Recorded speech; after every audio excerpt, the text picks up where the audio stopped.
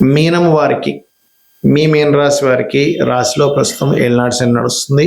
రాశ్యాధిపతి అయినటువంటి గురువే కంబస్ట్లో ఉన్నాడు, అస్తంగత్వ దోషంలోకి వెళ్ళి కూర్చున్నాడు. మరియు జీవాత్మ సంయోగం అనేటువంటిది పంచమ స్థానంలో జరుగుతుంది. మీకు రాశి దశమాధిపతి గురువు అస్తంగత్వ దోషంలో ఉంటూ జీవాత్మ సంయోగం పంచమంలో జరుగుతున్నందుకు మీకు కలిగే ఫలితాలు ఏమిటి, ఏ దేవత ఆరాధన చేయాలి, ఎటువంటి విషయాల పట్ల మీరు జాగ్రత్త వహించాలి, మీ జన్మజాతకంలో పర్సనల్ చార్ట్లో కనుక ఏదైనా ఒక గ్రహం అస్తంగత్వ దోషంలోకి వెళ్ళిపోయినప్పుడు మీకు కలిగేటువంటి ఫలితాలు ఏమిటి అనేటువంటి అంశాలు సర్వసాధారణంగానే ఇక్కడ ఏంటంటే గురువు మౌఢ్యమిలో ఉన్నప్పుడు కొన్ని శుభకార్యాలు చేయలేదు, అందరికీ తెలిసిందే. కాకపోతే ఇక్కడ మనం చెప్పుకునేది మీ పర్సనల్ చార్ట్కి ఎలా ఉంటుంది అనేటువంటిది.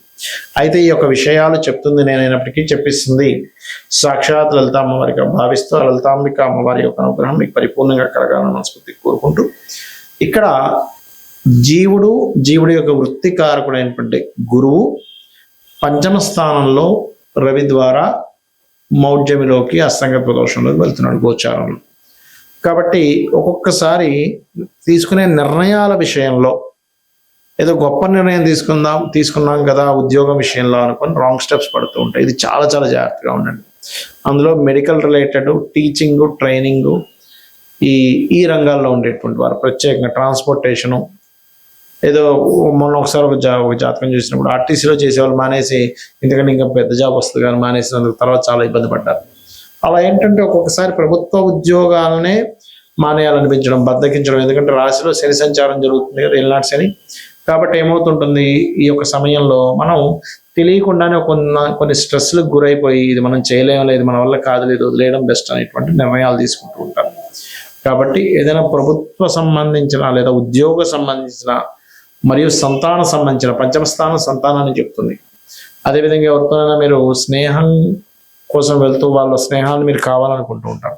అటువంటి విషయాల్లోని షేర్ మార్కెట్ విషయాల్లో మీ ఉద్యోగంలో ఎవరో ఏదో షేర్ మార్కెట్లో డబ్బులు వచ్చాయి అని మీరు పెట్టడం, దాని గురించి పూర్తి అవగాహన లేకుండా చేయకండి దయచేసి. ఇక మీరు నిత్యము చేయవలసినటువంటిది సూర్య నమస్కారాలు ఎక్కువగా చేసుకోండి, దత్త చరిత్ర పారాయణం చదవండి, గోవులకి నువ్వులు గోవులకు పెట్టకూడదు, బెల్లం తినిపించండి. నువ్వులు బదులుగా నువ్వులు దానంగా ఇవ్వచ్చు, లేదా ఏదైనా ఆలయంలో నూనెని దానంగా ఇచ్చినా కూడా మీకు ఏలినాటి శని ప్రభావం పూర్తిగా తగ్గుతుంది. కాకపోతే ఎప్పుడైతే ఈ పంచమ స్థానంలో ఉన్నాయో ఈ గ్రహాలు చర్రాశిలో ఉన్నందుకు ఉద్యోగంలో విదేశాలకు వెళ్ళి ఉద్యోగం చేద్దాము, విదేశాలకు వెళ్ళి అక్కడ ఏదైనా మనం ప్రయత్నం చేద్దాం అనుకునేటువంటి వారు మాత్రం బాగుంటుంది. కాకపోతే IVFలు, IUIలు చేయించుకునేటువంటి వారు, రాజకీయ ప్రవేశం చేద్దాం అనుకునేటువంటి వారు కొంచెం జాగ్రత్తగా ఉండాలి. ఎందుకంటే పంచమం రాజకీయ స్థానము, అక్కడ గురువు అస్తంగత్వ దోషంలోకి వెళ్ళాడు. కాబట్టి ఇవి చేయండి, మీకు అన్ని విధాలా బాగుంటుంది. గోచారంలో జరిగేటువంటి గురువు కానీ శుక్రుడు కానీ ఉన్నప్పుడు దాన్ని మౌఢ్యమే అంటారు.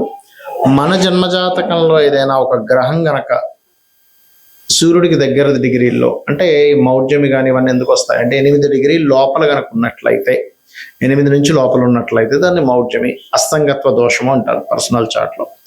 ఇలా అస్తంగత్వ దోషాల్లో మనకి బుధుడు తప్ప మిగతా గ్రహాలన్నీ అస్తంగత్వ దోషంలోకి వెళ్ళిపోతాయి. బుధుడు కూడా వెళ్తారు కానీ అంత ఎక్కువగా వెళ్ళదు, బుధుడు యొక్క ప్రభావం ఉండదు. అయితే ఇక్కడ మనం ఒక్కొక్క గ్రహము అస్తంగత్వంలోకి వెళ్ళడం వలన ఒక్కొక్క ఫలితాలు వస్తాయి. ఆ విషయాలు జాగ్రత్తగా ఉండాలి. మీ పర్సనల్ చార్ట్లో గుర్తుపెట్టుకోండి. అది భావన ఏ భావంలో ఉందనేది వంటిది 12 భావాలు చూసుకుంటూ ఒక్కొక్క గ్రహం బట్టి కూడా ఉంటుంది. ఉదాహరణకి గురువే అనుకుందాం.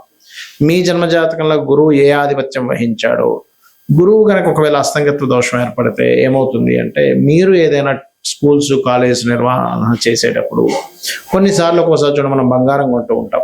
గురువు అస్తంగత్వ దోషంలో మీ జన్మజాతకంలో ఉన్నట్లయితే గోల్డ్ మీద ఇన్వెస్ట్మెంట్ చేయడం అంత శ్రేయస్కరం కాదు. పర్లేదండి, రవి బాగున్నాడు అన్నప్పుడు కొంతవరకు 50-50గా ఉంటుంది. రవి కూడా పాడైపోయి గురువు కూడా పాడైతే గోల్డ్ మీద ఇన్వెస్ట్మెంట్స్ అనేవి చేయకూడదు, అస్తంగత్వ దోషంలో ఉన్నా గురువు లేదా పాపకత్తిలో ఉన్నా. అదేవిధంగా కొన్నిసార్లు అమావాస్య యోగంలో పుడుతూ ఉంటారు కదా, అంటే అప్పుడు చంద్రుడు చాలా క్లోజ్ డిగ్రీల్లో సూర్యుడి దగ్గరికి వచ్చేసాడు, చంద్రుడేమో క్షేణ చంద్రుడే. అలాంటప్పుడు ఏంటంటే మీరు అమావాస్య నాడు పితృదేవతా సంబంధించిన కార్యక్రమాలు చేయడము, మరియు అదేవిధంగా మరొక విషయం ఏంటంటే ఇక్కడ వీటితో పాటు మానసిక సంబంధంగా, అంటే కొంచెం మనసు మీద ఎక్కువ తీసుకుంటూ ఎక్కువ ఎమోషన్స్ అవ్వకూడదు అనేటువంటిది దాని అర్థం అనమాట. అదేవిధంగా కొంతమందికి కుజుడు చాలా క్లోజ్ కంజంక్షన్లో రవితో కనెక్ట్ అవుతాడు. అలాంటప్పుడు ఏమవుతుందంటే వీళ్ళకి సర్వసాధారణంగా తండ్రి కొంచెం అగ్రెసివ్గా ఉండడం, అదేవిధంగా మీకు ఆ పోర్ట్ఫోలియోస్ ఏమొచ్చే దాన్ని బట్టి ఉంటుంది. కాకపోతే ఇక్కడ ఏంటంటే ఏదైనా ఖాళీ ల్యాండ్లు, అందులో ముఖ్యంగా గవర్నమెంట్ ల్యాండ్స్ తీసుకుంటూ ఉంటాం యాక్షన్స్లో, ఆక్షన్ జరిగినప్పుడు. కాబట్టి ఆ ఆక్షన్లో తీసుకునేటువంటి ప్రభుత్వ సంబంధించిన ల్యాండ్స్ తీసుకునేటప్పుడు 1-4 సార్లు మళ్ళీ చూసుకొని తీసుకోవాలి, అందులో ఏదైనా దోషం ఉందా ఏంటి అనేటువంటిది. అదేవిధంగా బుధుడైతే కొంచెం ఎక్కువ కంబస్ట్ అవ్వడు బుధుడు విషయంలో. కాకపోతే ఏంటంటే బుధుడు మీరు ఎప్పుడైనా గుర్తుపెట్టుకోండి, కంబస్ట్ అయినప్పుడు కొంచెం ఏదైనా వ్యాపారం చేస్తున్నారు లేదా షేర్ మార్కెట్ రిలేటెడ్ సంబంధించిన విషయాల్లో చాలా జాగ్రత్తగా ఉండాలి. అదేవిధంగా శుక్రుడు అనుకోండి, వివాహము, చాలా మందికి శుక్రుడు కనుక క్లోజ్ కంజంక్షన్లో కనుక రవితో ఉన్నట్లయితే అప్పుడు ఏమవుతుంది అంటే మీకు అది వివాహము, వివాహ జీవితము, స్పర్మ్ కౌంటింగ్ తక్కువగా ఉండడము, లేకపోతే కొంతమందికి లేడీస్కి అయితే వాళ్ళకి చూడండి ఒక్కోసారి వాళ్ళు ఈ thyroid related issues, హార్మోనియల్ related issues వస్తూ ఉంటాయి. శని కనుక అయినట్లయితే సహజంగా చెప్పాలంటే శని రవుల కలయిక ఈజ్ సమ్ టైమ్స్ కొంచెం గట్టిగా ప్రయత్నం చేస్తే గవర్నమెంట్ జాబ్ వస్తుంది. కాకపోతే తల్లిదండ్రులు అంటే తండ్రితో కొంత తెలియని విభేదాలు రావడము, కొంచెం జాబ్లో ఒక్కొక్కసారి చూడండి మనం చూస్తూ ఉంటాం, పలానా జాబ్ దగ్గరికి వెళ్ళామండి అక్కడ స్ట్రక్ అయిపోయానంటూ ఉంటాం. అయితే ఇక్కడ ఏంటి, శనితో పాటు అది దశమాధిపత్యం కూడా వస్తే ఇంకా ఎక్కువ వస్తుంది దాని ప్రభావం. రాహువు కేతు అయితే గ్రహణ సమయాలు అవి పెద్దగా కమ్మస్టవ్ దీనికి, ఎందుకంటే ఛాయాగ్రహాలు నిజమైనటువంటి గ్రహాలు కావు నోట్స్ కాబట్టి. అయితే ఇక్కడ ఏంటి, ఏ భావంలో మీకు అస్తంగత్వ దోషం ఏర్పడింది. ఇప్పుడు మనం చెప్పుకుంటున్నాం మేషం వారికి అయితే 4వ స్థానము, వృషభం వారికి అయితే 3వ భావంలో ఉన్నది, రవి గురువులు మిథునంకి అయితే 2వ స్థానము, కర్కాటకం అయితే రాశిలోనే, సింహానికి అయితే 12వ స్థానము, కన్యకి అయితే 11వ స్థానం, ఇలా చెప్పుకుంటున్నాగా. అలాగే మీ లగ్నం నుంచి, లగ్నం వేరు రాశి వేరు గుర్తుపెట్టుకోండి, మీ లగ్నం నుంచి ఒక గ్రహము కంబస్ట్ అయినప్పుడు అది ఏ భావంలో అయిందే చూసుకోవాలి. లగ్నంలో అయిందనుకోండి జీవుడికి అది ఎఫెక్ట్ ఎక్కువ ఇస్తుంది. ధనస్థానంలో అయితే అది ఏ గ్రహము సంబంధించినటువంటి ధన సంబంధించిన విషయాల్లో జాగ్రత్తగా ఉండాలి. 3 అయితే అన్నదమ్ములు కమ్యూనికేషన్స్ విషయాల్లో, 4 అయితే ప్రాపర్టీస్ కొనుగోలు చేసే విషయంలో, 5 అయితే సంతానం విషయంలో లేదా ప్రేమ వ్యవహారాల విషయంలో, ఏదో ప్రేమ వ్యవహారాలకు సంబంధించిన విషయాల్లో వెళ్ళి విరుక్కుపోవడం ఇట్లాంటివి జరుగుతూ ఉంటాయి. అదేవిధంగా 6 అనుకోండి, రుణాలు ఇవ్వడం, రుణం తీసుకోవడం వల్ల. 7వ అయితే వివాహం ద్వారా కొంతమందికి ఏదో స్ట్రక్ అయిపోయినట్టుగా అయిపోతాయి కొన్ని లైఫ్స్. 8వ అయితే తాతగారు ఆస్తి, కొంత రీసెర్చెస్ వల్ల రీసెర్చ్ అవ్వకపోవడం వల్ల మేము స్ట్రక్ అయిపోయాము అని ఇలా ఉంటూ ఉంటుంది. 9వ స్థానం అయితేనేమో తండ్రి స్ట్రక్ అయిపోవడము, అంటే తండ్రి అతని లైఫ్లో చాలా విషయాలు స్ట్రక్ అయిపోయినట్టుగా మనం తీసుకోవాలి. అదేవిధంగా హైయర్ ఎడ్యుకేషన్ బ్యాక్లాగ్స్ ఉండిపోవడం, ముందుకు కదలకపోవడం, ఏదో కారణాల వల్ల ఇబ్బంది వస్తూ ఉంటుంది. 10వ స్థానం అయ్యి అందులో ముఖ్యంగా శని అయితే వీళ్ళు ఉద్యోగం చేసే విషయంలో ముందుకు వెళ్ళలేకపోతుంటారు. అప్పుడు వ్యాపార యోగం ఏమైనా ఉందేమో చూసుకోవాలి.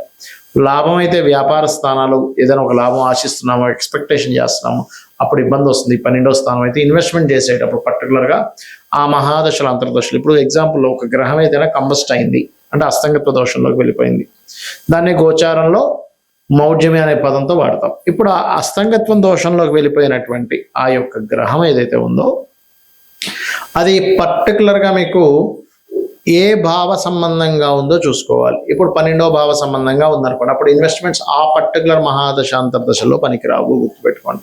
ఇది గోచార పరంగా కొంత పని చేస్తుంటుంది, దీని పరంగా పనిచేస్తుంది. అంటే ఎలా అంటే ఇప్పుడు చిన్న ఎగ్జాంపుల్ చెప్తానండి మీకు. మీరు ఒక ప్రాంతం నుంచి మరొక ప్రాంతానికి వెళ్ళాలి, దానికి ఒక 3-4 వేస్ ఉన్నాయి వెళ్ళడానికి, 3-4 త్రోవలు ఉన్నాయి.